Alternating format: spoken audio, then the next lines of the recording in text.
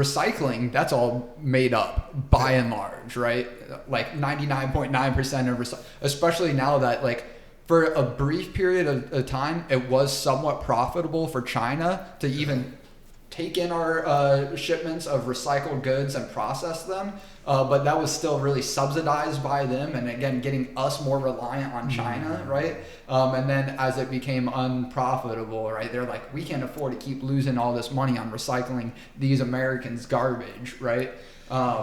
And so going back, I forget, maybe the 40s, and it could have even been earlier, IBM was one of like the first landmark cases of they would make all of their PC boards, right, their computer boards, motherboards, and then dump all the excess boards off into the Hudson River. And that was, I guess, one of the first Riverkeeper projects, if not like the impetus for starting Riverkeeper. And it's like, well, on one hand, you know, like that stuff has got to go somewhere, and if not a river, it's going to end up in a landfill because, I mean, realistically, you're not going to be able to reuse, I mean, every part of that board, right? Yeah. And I mean, we see it at a much smaller scale, you know, even just our 3D printed plastic waste. And it's like, well, is the answer to stop making drones?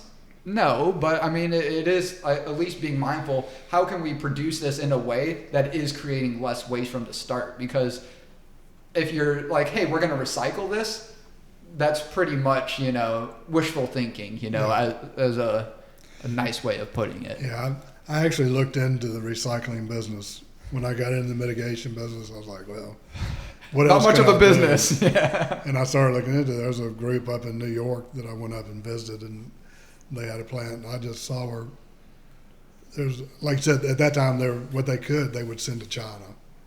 But then that stopped not long after that. So, yeah, there's nothing. I mean, that's a cost to a garbage collector, as far as I know. Yeah. So is this a true statement? Pretty much in this country, recycling it's nothing like it used to be. Globally. It caught on, and it was the thing. It was a fad. Now it was a fad. It came in, and we saw it for what it was. And again, it's like virtue signaling in politics. Yep. It's, hey, let me sign up for this great marketing term that's going to make me feel like I'm a great, valuable, contributing member of society, right? I'm doing my part to make sure our earth is not getting destroyed. Yeah, the thing now is green. People put green, so a company will make a product or whatnot, and they'll do a tiny amount of something to promote, you know, recycling or whatever, and then they'll label. We're into climate tech and sustainability. Then they'll label their product as green friendly, so to speak. It's kind of like a stamp you have to Another have. Bullshit one, renewable energy. I mean, what is really renewable? Like, there's nothing renewable about solar panels taking up environments like hillsides and like literally mountains, like acres upon acres of nothing but solar panels. You're not telling me that's not killing a lot of plant life? It's an environmental desert. Yeah. 100%. And then they go bad in 20, 30 years. They got to be replaced. They're going to go to a landfill or, right. I mean. And so it's like, really, nuclear, again, that's marketing on the bad way. Like what we're talking about with the Florida homeowners. Who wants to sign up with like the bad, you know, story that was Chernobyl or Fukushima or whatever? Who wants to sign up to live within 100, 150 miles of a nuclear? I wouldn't mind, right? Yeah. But then if it's right in your backyard, maybe I would mind a little bit more, right? So it's... Yeah, but I think, and I'm not an expert on nuclear energy, but I've been reading up and listening to a lot of stuff. It seems like the process now is really safe. Yep. Really safe. And they were saying even at 3 Mile Island, nobody died.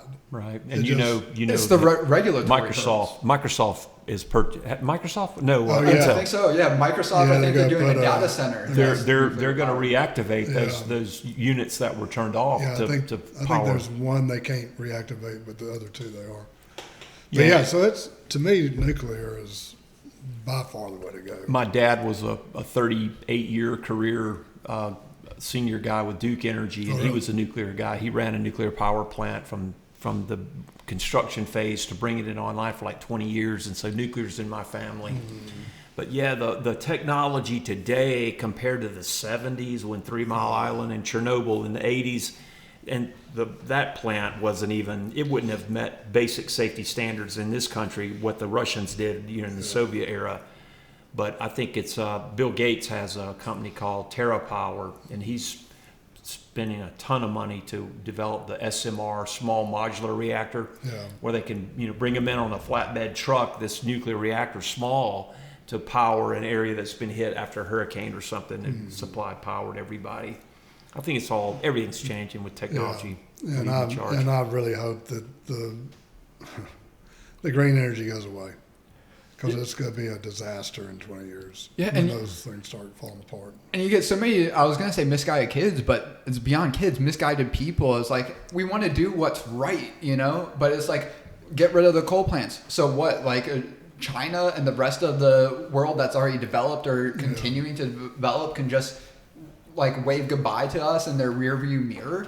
And contrary, like to the other side of that, well, let's just say if we were to stop using coal and, refining oil and like all these fossil fuel sort of bad practices to produce energy, I think have like 4% of the world's population and only 11% of like the energy consumption usage around the world, or like the, not the usage, but like the emissions.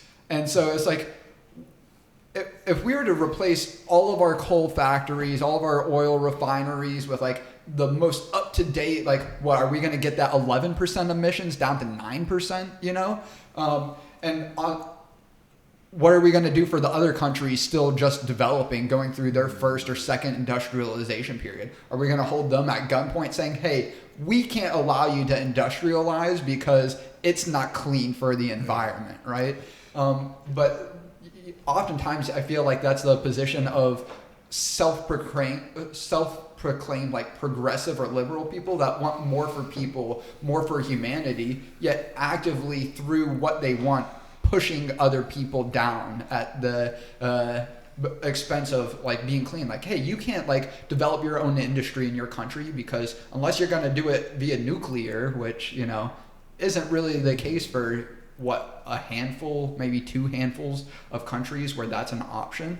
And even like in the countries where it is an option, like the US, if you consider it, good luck getting through the regulatory process, which I think has been changing over the last 4 years. I think that's from what I've heard. Trump has been making a big push to a lot of these applications, whether it's utilities or for nuclear energy plants, just basically get decisions done in 2 weeks instead of 20 years, right?